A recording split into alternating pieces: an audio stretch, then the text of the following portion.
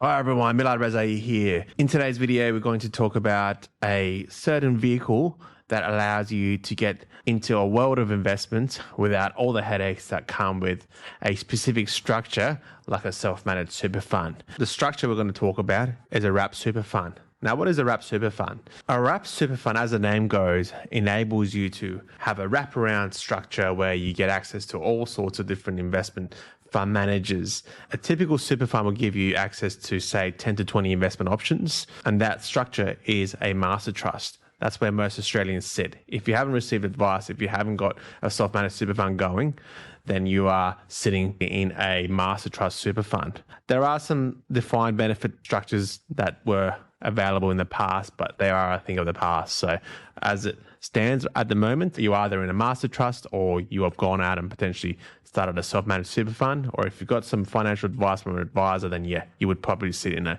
wrap super if that was the way that you guys decided to go. What is the big difference and what can a wrap super fund really do for you and your super fund? What we see tend to happen is that the accountant sits down with the individual and they go, well, look, my super fund's not doing much, it's stagnant. I want more investment options. I want to be able to have more control.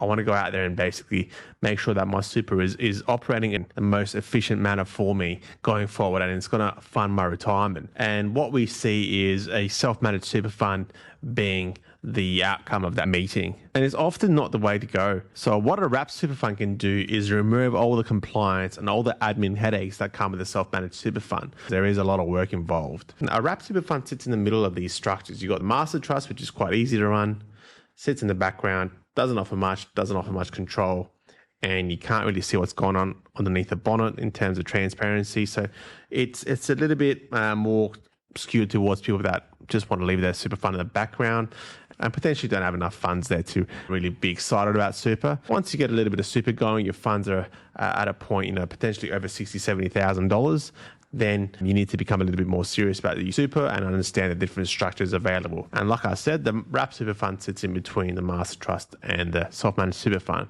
And why does it sit in the middle? Because it enables you to get all the investment options that a self-managed super fund offers, apart from residential property investing and rural business investing when it comes to purchasing the commercial property that your business is running through your SMSF. But apart from that, and this is the big misconception that you need an SMSF to get access to a lot of investment options, a wrap super fund, there are providers that offer over 1,000 investment options in terms of what your super can invest in, and all different sorts of investment asset classes, whether it's ETFs, LICs, separately managed accounts, unlisted property, unlisted fund managers.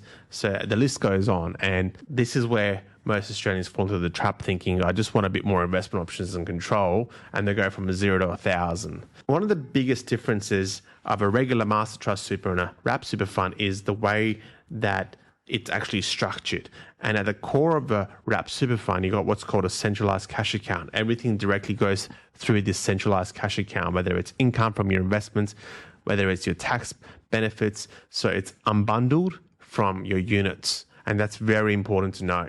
In a master trust where most people sit, and when I'm talking about master trust wrap super fund, this is a structure. Don't be thinking, well, I've got an industry super fund, so this is not applicable to me. No, you're sitting in a master trust super fund. If you've got an industry super fund, if you're sitting in a certain or retail fund, specific ones out there, you still are in a master trust if you haven't gone out there and got advice or started an SMSF. So this applies to everyone. This isn't about providers right now. We're talking about the foundation of the house. A master trust, it's all bundled, it's all pulled together, and you can't actually see how those incomes are coming through from your investments, what's happening with your tax offsets, because all the taxation that's done is done at the fund level. In a wrap super fund, the taxation is done at the individual level and then is paid into your cash account directly. There's no middleman. Again, a master trust, which is where most Australians sit, the taxation is done at the fund level and then it is distributed to members into units that you own inside your super fund. So again, you can't actually go out and unbundle it from your units to understand, okay,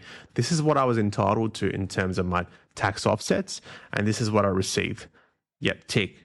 That sounds like a good outcome. So this is a big concern for a lot of super fund investors, especially when they have funds in excess of $60,000, $70,000. When I'm talking about tax offsets, what we're referring to are franking credits. Now, franking credits come from your Australian shares. You're thinking, well, I probably don't have Australian shares. If you haven't gone out there and actually got rid of your Australian shares from your investments inside your super, by default, most Australians sit in a balanced super fund investment, and 20 to 30% sits in Australian shares. So you are entitled to these tax offsets from these investments. Now, why am I talking about investments in Australian shares? Is because Australian shares come with franking credits. This was introduced in the 80s to stop double taxation, because what would happen prior to this was, say you would invest in an Australian company, they'd go out there, generate a profit, pay tax at 30%, and then reward the investors because they invested in them and help them generate those profits by sharing those profits with the investors.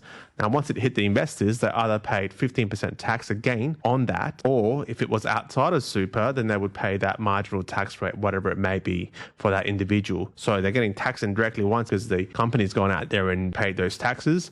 And then again, they're getting taxed at the individual level. It's double taxation. What the government did, the Keating government, they thought, well, this is not a fair way to do this. Made the adjustment, made the switch to go, well, we're going to stop this double taxation. They introduced a franking imputation system. And some Australian shares come with tax offsets. Now, some are fully franked, some are partially franked. Chances are you are entitled to a lot of tax offsets. And again, in a wrap super fund, you get all those tax offsets directly paid to your super through your cash account, centralized cash account. There is no middleman. You can see exactly what's going on the bonnet and go, yep, this is what I should have received and this is what I did receive. A master trust, again, you don't have that sort of level of transparency, and it is a concern for some. That's why they jump into a self-managed super fund, because a self-managed super fund, you get that level of transparency, you get that level of direct payments and unbundled nature that a wrap super fund provides. You are paying 15% tax in super. You pay 15% tax on pre-tax contributions. As an example, when your employer contributes towards your super, say $10,000, $1,500 of that should be going to tax, because 15%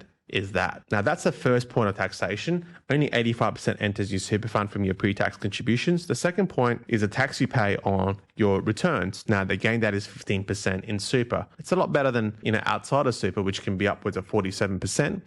But again, it's 15%. Now, your tax offsets should be working to offset that 15% tax. And if you're not getting what you're entitled to, if there's transparency issues, there's dilution issues, that can be the challenge, that you are still paying that 15% tax versus you should be potentially lowering that a fair amount. And many Australians are benefiting from this in a self-managed super fund or a wrap super fund, where they are actually ending up in a credit because they're receiving all the tax offsets they are entitled to.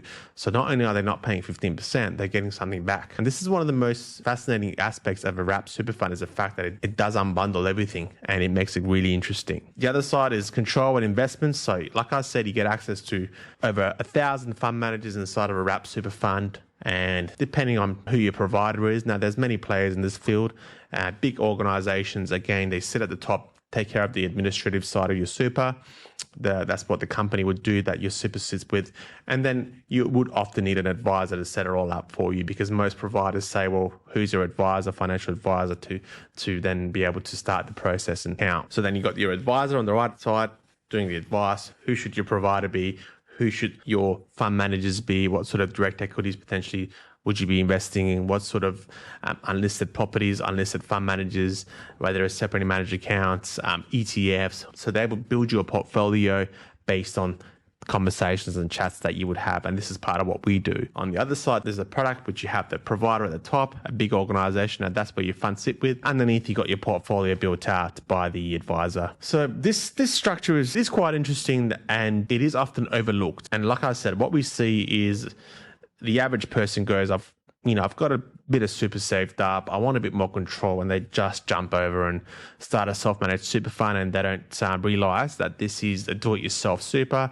And you need to really get a good understanding of what's going on. If your goal is to have a few more investment options, have a bit more control, transparency, and that alone is what you're trying to do, and wrap super can really achieve that for you. Now, you might be thinking, how does the process work? Do I just go to a company? Do I just go to my financial advisor and say, I want a wrap? Well, a wrap is just a name. Basically, you would want to discuss, well, what sort of structures are out there for super?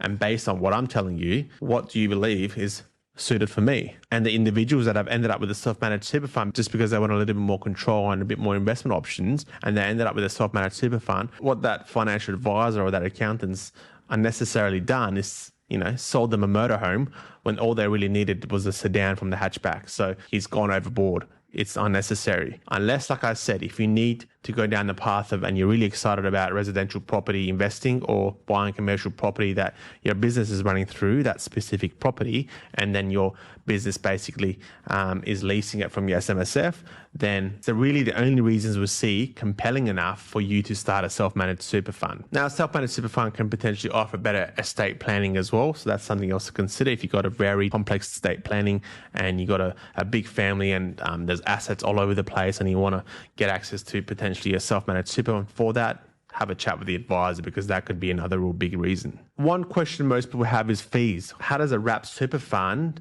compare when it comes to fees to a regular master trust, whether it's retail or industry super fund in the master trust space? What you have, like I said, you got the provider at the top.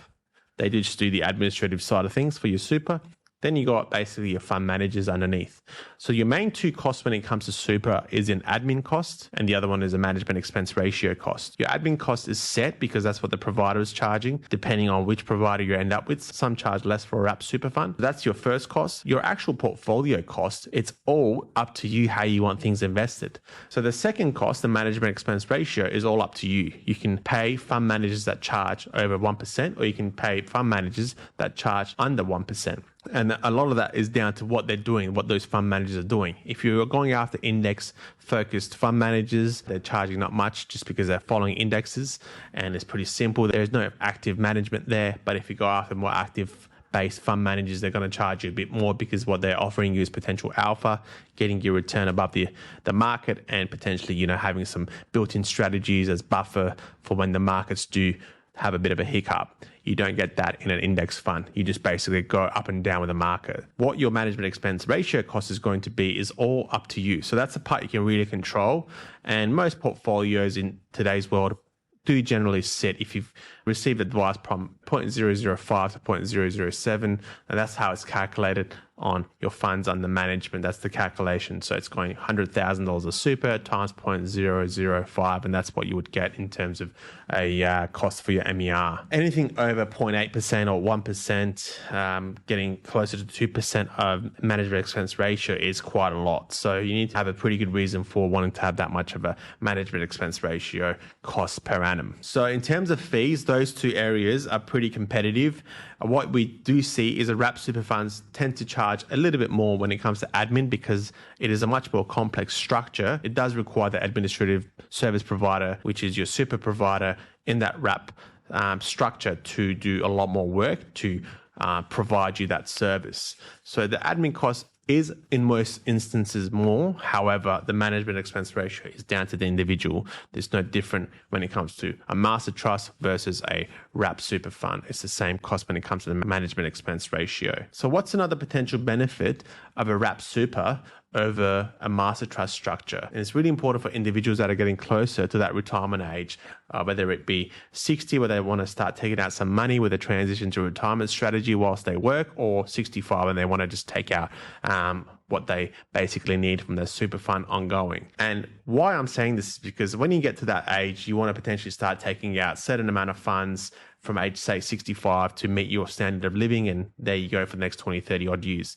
The only way you can get money out inside of a regular super fund, a master trust super structure fund, is by selling units. Now, if you want to sell units and the markets are doing well, as an example, and you want to take out $50,000 and each unit is worth $1,000, you are selling 50. But if the markets drop and each unit is now worth $500, you have to sell 100 units. So you're basically doubling up in terms of what you have to sell to get the same $50,000 out. And that's what we refer to as sequential risk, down-term market risk, in the fact that you have to sell your assets cheap. And it's a very alarming situation for retirees to be in, because once those units are sold, they're gone forever. You got to think of units as your workers. They're out there working for you day in, day out, getting you a return, getting you an income.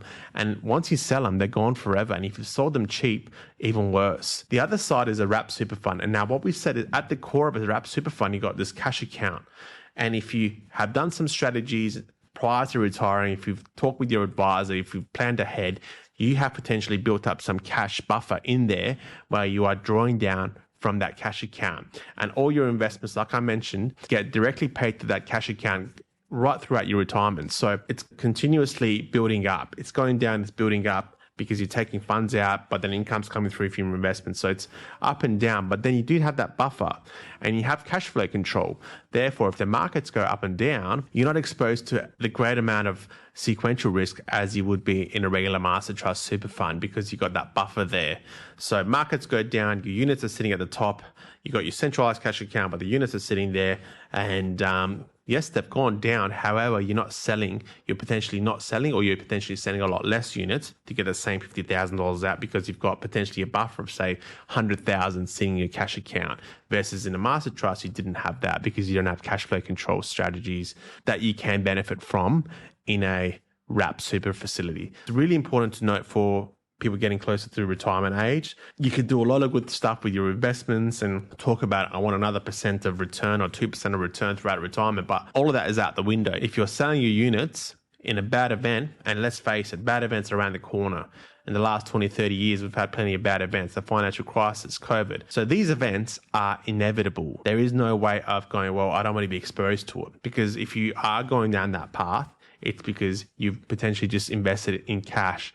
And long-term, sitting in cash in retirement, now, yes, you might not go backwards or drop with the markets, but long-term, you are potentially going to go backwards because of the fact that there's inflation and your funds are not potentially keeping up with the price increase of milk, let alone getting you an outcome. So you need to build that into your plan as well. So you are exposed to sequential risk if you're trying to have your funds work for you.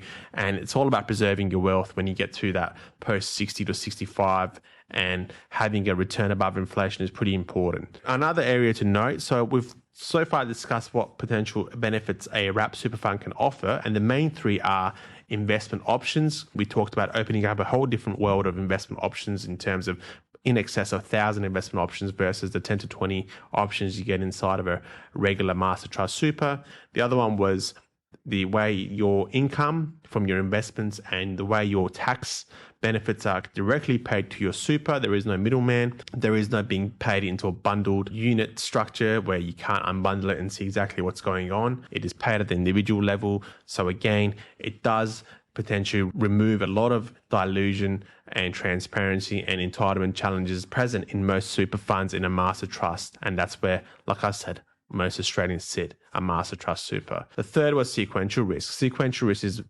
vital to get right because, like I said, you can do a lot of good things before retirement, but the next bad event, you've sold off the farm because you have gone out there and you need to take money out because you need to eat, you need to pay the bills. But instead of to get the same $50,000 out, instead of selling 50 units, you're selling 100 units. So it's not a good way to be. And like I said, once that extra 50 to 100 units are sold, they're gone forever. So really important to know. So if you would like to have a chat with us about starting a wrap super fund, whether it's right for you or you want to understand a bit more in terms of what the next steps are, you can book in a 30-minute video strategy session. The link is at the bottom and you will speak one-on-one with a financial advisor in Anchor Wealth, and we would go through your position and assess whether it's suitable for you to start a wrap super fund. Additionally, what we have is also a guide at the bottom that you can open up and it'll just reiterate some of the points that I've gone through today in terms of what this opportunity is in terms of a structure of super fund. If you want to understand a little bit more about investments